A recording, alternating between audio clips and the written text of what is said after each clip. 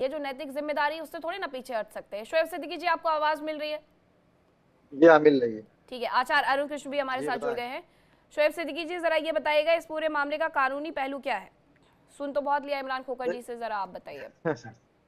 देखिए मीनाक्षी जी, सबसे फिर पहले तो आती मेरी हूँ गुजारिश आचार्य। हाँ, रहेगी कि शुरुआत में जब आप डिबेट करें तो कम से कम जितने मेहमान बुलाती हैं सबको अपना कमेंट्स करने का मौका दे दिया नहीं करिए। आपकी आवाज नहीं आ रही थी, मैंने आपसे दो तीन बार तो सवाल जी जी पूछा था, जी आपकी जी आवाज नहीं जी। आ रही थी, बोलिए। देखिए, हाँ, जो डिबेट है मैं डिबेट से भटक के बात नहीं करूंगा, मैं डिबेट पे ही बात करूंगा जिस पे डिबेट रखी गई थी। कि होता क्या, हिंदू भाई जो हमारा है ना 1947 में खतरे में था, ना 2026 में खतरे में है। ये सब हवा की बातें हैं, इस तरह की बातें जो करी जा रही हैं।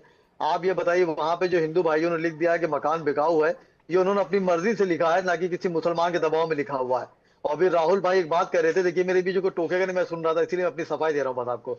राहुल भाई ने कहा जैसा मुसलमान इकट्ठा हो तो बवाल कर देता। मैं चैलेंज के साथ राहुल भाई से कह रहा हूँ, जुमा छोड़ दिए, अभी ईद करीब आएगी, आप देखिए 5-5 लाख मुसलमान नमाज पढ़ता है, नमाज पढ़ के खामोशी से वापस चला जाता, कोई दंगा फसाद नहीं होता। इस तरह किसी की कौम को बदनाम करने की कोशिश ना की जाए। और जहां विपक्ष की बात है, तो हमारे मुल्क के वजीर आजम नरेंद्र मोदी जी ने 2014 में कहा था, कांग्रेस के ऊपर वार किया था, कहा था विपक्ष मेरा इतना कमजोर है कि मुझे काम करने में मजा नहीं आ रहा है। तो इस तरह बातें ना की जाए। आप देखिए, जो आप बातें कर रहे हैं, नमाज वाली बात कर रहे हैं, हमने कानून को फॉलो किया। अभी 2 साल पहले जब कानून बना तो हमारे वहाँ ईदगाह से बड़े बड़े आलिमों ने कहा कि भाई आप ईदगाह के अंदर नमाज पढ़िएगा, रोडों पर ना पढ़िएगा, चूंकि हम कानून को फॉलो करते हैं। मुख्यमंत्री ने कहा रोड पर नमाज नहीं पढ़ी जाएगी, दिक्कतें होती हैं, हम लोगों ने पढ़ी। अब घर पे अगर मैं अकेला नमाज पढ़ रहा हूँ, मेरे साथ कोई दोस्त आगे जमात बनाने, इसमें क्या बुरी बात है? आप घर पे भी नमाज नहीं पढ़ने देंगे? तो इस तरह की बात मैं समझता हूँ, इस मुल्क की गंगा जमनी की तहजीब को चोट पहुंचाने कहीं ना कहीं बात होती है। अब आप मुसलमान की नमाज पे भी दिक्कतों का सामना कर रहे हैं। अभी आप देखिए, तरावी हमारी इंशाल्लाह परसों से शुरू हो जाएगी। मेरे हिंदू भाई लोग कितना साथ देते हैं, तरावी पढ़ने में मदद करते हैं।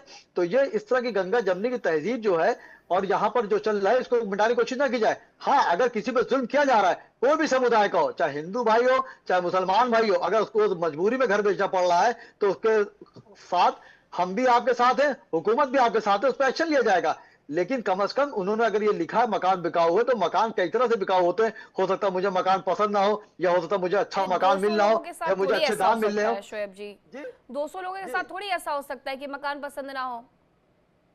देखिए, लेकिन उसने वहां अपना। पे जो जुमे की नमाज, देखिए जुमे की नमाज जो लोग पढ़ रहे थे, हाँ। जाहिर सी बात है आप जमात कर सकते हैं। आपको भी। जमात का जो फर्ज नमाज का जो, देखिए मैं टोक में मैं अपनी सफाई दे रहा हूँ। मुसलमान तो हम्म। 247 से लेकर 2026 तक सफाई ही दे रहा है। कहाँ अटैक क्या कर रहा है, कोई डिफेंस की बात कर सफाई रहा की है। बात ही नहीं मैं है। ये कह रहा हूँ मैं बस कि इतना जानना नमाज जो चाहता हूँ है, कि आखिर क्या देखिए परिस्थितियां ऐसी देखिए बनी, क्या ऐसी मजबूरी आकर बन गई कि हिंदुओं को ये सुनिए, लिखना पड़ा कि उनका घर बिका हुआ है। देखिए अरे देखिए एक देखिए घर को देखिए बनाने देखिए में मैं कितना देखिए समय लगता है, मैं पहले आदमी पूरा मैं पहले जीवन अपनी खपा मैं देता है आपकी बात जब जवाब देना जाकर चाहता एक हूँ। घर को बना पाता है। और उस घर को बेचने की बात जब हिंदू करता है तो देखिए समझ में आता है अभी कि कुछ गड़बड़ है। और ये जो गड़बड़ घोटाला है ना, इस सुनिए गड़बड़ सुनिए घोटाले के पीछे कोई प्रयोग चल रहा है, ये अरे जरूर सुनिए कोई विक्रम प्रयोग है। भाई, सुनिए तो विक्रम भाई, अभी आपने विक्रम भाई एक बात कही थी कि वो हमारे मुस्लिम स्कॉलर से कि आप हिंदू को ना बताइए, लेकिन इसी डिबेट में कितने हिंदू हाँ, मुसलमान के बारे हिंदू में को क्यों बताते हैं। बताएंगे मेरे अभी साहब, मुझे मेरे आचार्य जी धर्म आ के गए, बारे में वो भी पता हमारे है। बारे में मैं अपने बताएंगे। धर्म के तो बारे में आप बहुत अच्छे देखिए से ना, जानता हूँ, सुनिए ना, आप अपने धर्म के बारे में नहीं नहीं जानते हैं, सुनिए, और हम दोनों संविधान से सुनिए चलेंगे। वही मैं कह रहा हूँ कि ये सबके साथ लागू होना चाहिए। जब कोई हिंदू धर्म गुरु या आचार्य जी बैठे, अभी हमारे पास मोबाइल दिखाएंगे, तब आप उनको नहीं टोकेंगे, ना हम्म। मैडम मैं नहीं टोकेंगी। तो हम्म। हर जो मुसलमान है वो अपने धर्म के बारे में ठीक है, सही जानता है, जो हिंदू अपने बारे में है। तो पूछ आप लेते हैं देखिए, नहीं आचार्य अरुण पूछे। कृष्ण से। अब आपने उनके नाम का इतना जिक्र कर ही दिया है तो आचार्य अरुण कृष्ण से ही पूछ लेती हूँ मैं कि आचार्य क्यों बार बार ये मकान बिकाऊ